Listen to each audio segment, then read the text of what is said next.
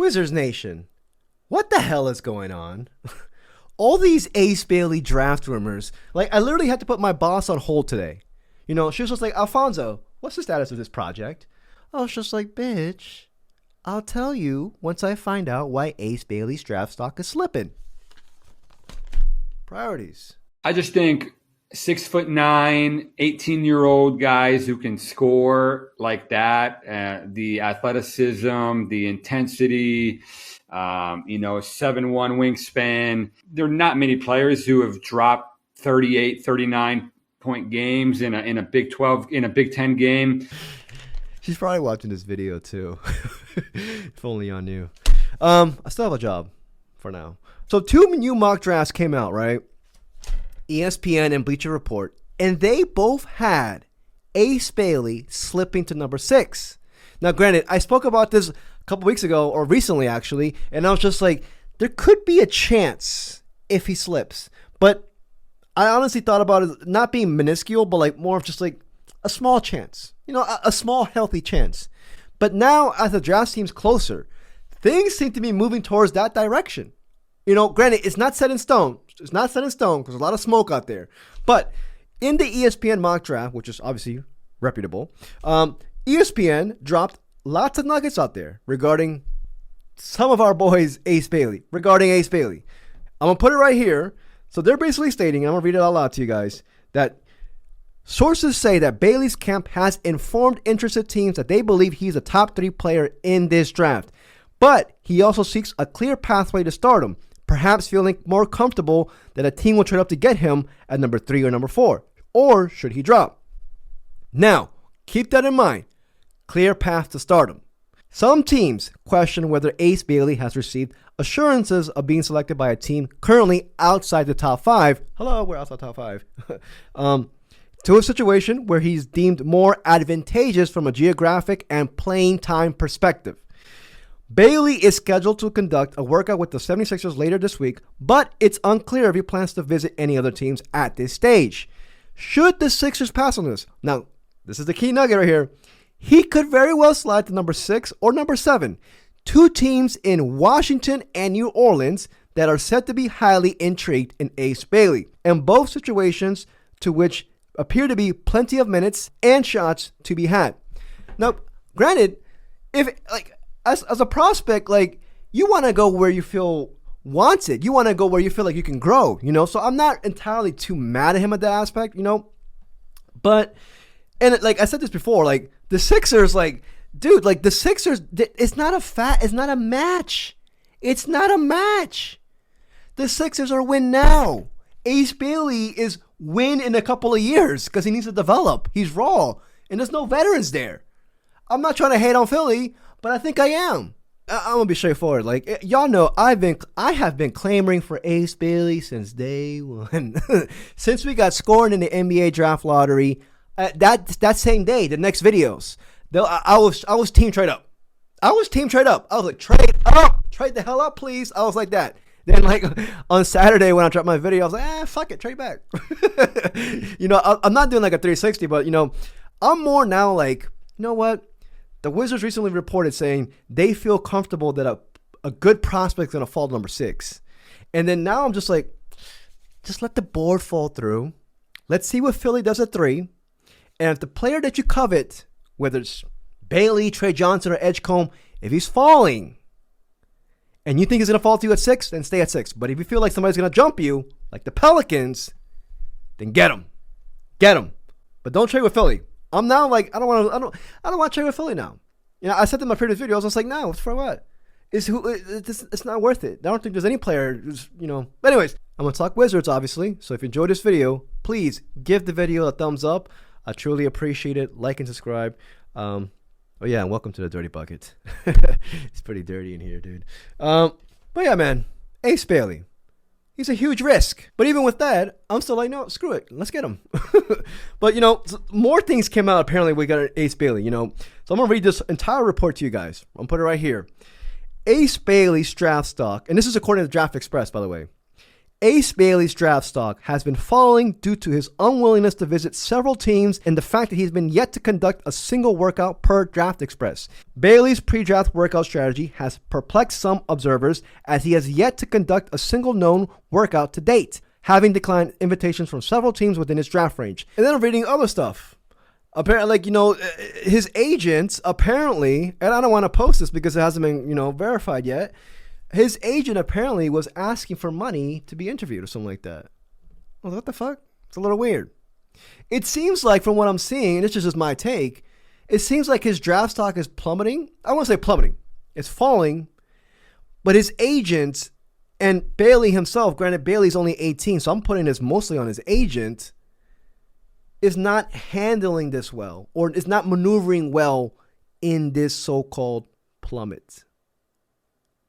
He's adding more fire to it. They're going about it the wrong way. Whether you don't want to do it, you're declining invitations to interested teams. You're just sending a bad vibe to teams that are interested. But at the same time, like I said earlier, you're the prospect. This is your NBA career. You want to go somewhere where you feel like you're going to, be able to grow, be able to be appreciated, be able to have the best opportunities. It kind of reminds me a little bit to Alex Sarr last year. Alex Sarr didn't want to go to Atlanta. He wanted to come to us. Could Ace Bailey Alex Sarr his way to freaking DMV? I'm just saying. Right here, another article. They're basically the same thing. He seems he wants to go somewhere where he gets more playing time, a place or a situation where he seems that he can grow and stuff like that. I kind of disagree with how they're handling this, honestly. And I'm saying they because it's not just Ace Bailey, it's his entire camp. I feel like teams have already caught on to his, not just his overall game, which has questions, his basketball game, but with the way they're maneuvering around this, it's not a good look. This is coming from a guy who, as an Ace Bailey supporter, it's not a good look. It's not a good look. With that, Kakanupal, on the other hand, is going up. It's because in the ESPN mock draft, they had Kakanupal going number 4 to Charlotte. And then if you look at other mock drafts and you look at reports, they're saying Kakanupal might actually go to Charlotte. I even saw Kamal Malawash being mocked to Charlotte. But in the Kakanupal one with the ESPN, they're saying that, the Hornets believe that Kanupo fits in nicely with LaMelo Ball and Brandon Miller there, especially offensively. I want to say this because this is my overall take. This is my take on this. If Ace Bailey is on the board at 6 and he falls to us, run to the podium.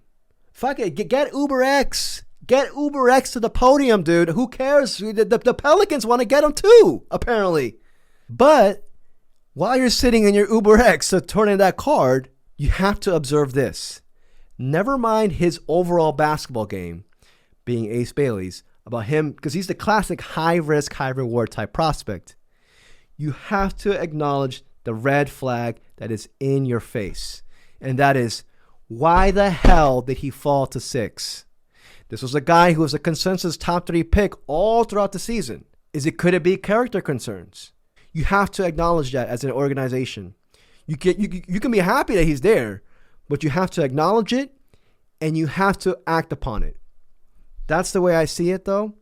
But, character concerns. Apparently, this is possibly being floated around, even after he said this in an interview. Come from workouts. Workouts. I work the shots a lot. The shots I work on in the workouts are the shots I do in the game. So what might be a bad shot to you, you don't work on it. I work on it. So that's how I look at it. So like I'm saying, that's my take.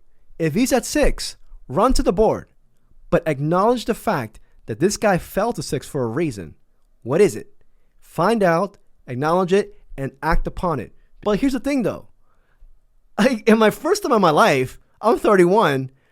I am firmly confident that we have an environment to nurture young bucks, to nurture young prospects.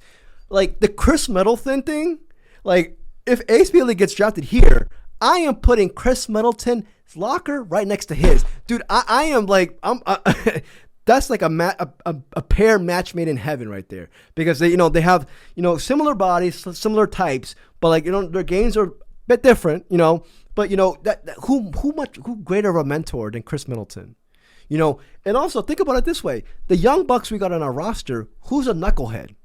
Do we have a JaVale McGee or a Nick Young on our roster right now? Out of all the young bucks, all the young bucks we have are wired straight mentally. So he is coming into a great environment. So those character concerns, granted, yes, acknowledge it, but act upon it and create plans to ensure that this doesn't become a problem. And to me, like, I would solely keep Chris Middleton just for Ace Bailey. I would even resign him. Fuck it. But anyways, enough about Ace Bailey, dude. That's enough. Like the fuck. That's like what 10 minutes about Ace Bailey. Like there's just so much going on today. I also want to talk about honestly the 18th overall pick because I haven't really talked about that as much, But I might do a video about that tomorrow. But next in my notes, Ace Bailey. So this trade recently happened. Why am I showing it to you guys? Well, because the Pelicans seem to be interested in Ace Bailey. There's a report came out now last Saturday. The Pelicans want to trade up to get Ace Bailey. The Pelicans now, it looks like they're gaining assets for a possible trade up. I feel like I should just share it with you guys. That's the sentiment I got when I first saw this. I was like, oh shit, they might leapfrog us. So I'm just stating, no conspiracy theories here. Actually, yeah, conspiracy theories here. Next on the list is this report as well regarding Utah. I'm going to read it right here, and I'm going to put it right here for you guys. It's from Jake L. Fisher. The Utah Jazz haven't actively garnered interest from other teams about trading down, and people around the league think the Wizards are trying to leapfrog the Jazz with a trade up per Jake L. Fisher. So it kind of coincides also, like, if the Wizards feel like the Pelicans are trying to jump down, you might have to jump to number 4. So it kind of like, coincides with like the Pelicans report. If the Pelicans want to take your guy, you're going to have to trade up then. Like, so let's say like there's a lot of smoke right now. It's a lot of smoke because on one side, they're saying Bailey's going to fall to 6, but that's a mock draft without trades. On the other side, in the NBA draft, the Pelicans could very well jump us and get a guy like Ace Bailey or Trey Johnson or whoever they covet. So, but enough about that. This time for real. I want to talk about Marcus Smart. Marcus Smart now, apparently they're saying, being shopped around. I shared a report on Saturday saying that the Kings seem to be interested in Marcus Smart. And I'm going to put it right here. This recently came out, a list of odds regarding the next team that's going to trade for Marcus Smart. They're putting the Kings again at top.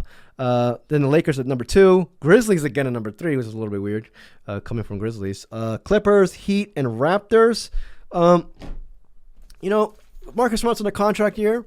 Listen, I said it in the previous video. If you put a gun to my head, be like, dude, choose between Marcus Smart or Chris Middleton. I'm choosing Chris Middleton, even though I love Marcus Smart as a leader. As a matter of fact, I really, really love Marcus Smart as a leader.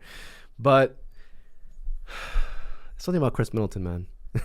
Championship experience. Anyways, and lastly, I also wanted to talk about Jeremiah Fears since he's in the thumbnail. Some dude recently commented on my video yesterday saying, dude, are you going to freaking trace back from your shit take from Jeremiah Fears? And I was just like, No, he's a good dude. He's a good dude. But I've been thinking about Jeremiah Fears. I've been thinking about him a lot. I initially was on him. If we draft him, because we seem to look like we like him, I can convince myself with this pick. Even though I trust Will Dawkins with my life. But now that sentiment is growing. Because my main reasoning with Jeremiah Fears is I was just like, is his shot going to transfer? 28.4% from the 3 on the healthy attempts per game. But while watching and doing more research on Jeremiah Fears, I'm just like, there's a lot of indicators there to thinking that he can improve in the pros, though. I mean, the main obvious one is his free throw percentage. Man had an 85.1 free throw percentage. But then a bunch of other stuff, too, that I was thinking about, too. I'm not really worried about his frame, to be honest. Well, defensively, I am. But there's a report that he gained recently 11 pounds of muscle. But still, defensively, he's probably going to get cooked in the pros. But anyways, that's a whole nother video. But I've changed my sentiment on Fears where I'm going from I can convince myself to liking him to now I'm just like, I'll be fine with him. Ideally, he's not my top. He's not my top guy yet. Like, not even yet. He's not my top guy. I'm just saying, because to me, I'm just like, let me get one of the 3. Let me get Ace Bailey, Trey Johnson, or VJ Edgecombe. Give me one of those three. And then, with the second pick, I'm still team trade up for Derek Queen. I want to get 2 lottery picks this upcoming draft. I'm greedy. I'm a greedy ass bitch. But I feel like we can do it. Next video is going to be the 18th overall pick. I promise this video was too long. And yeah. Let me know what you guys think. Of course, if you enjoyed this video, please like and subscribe. I'd truly appreciate it. Till next video. Peace, yo.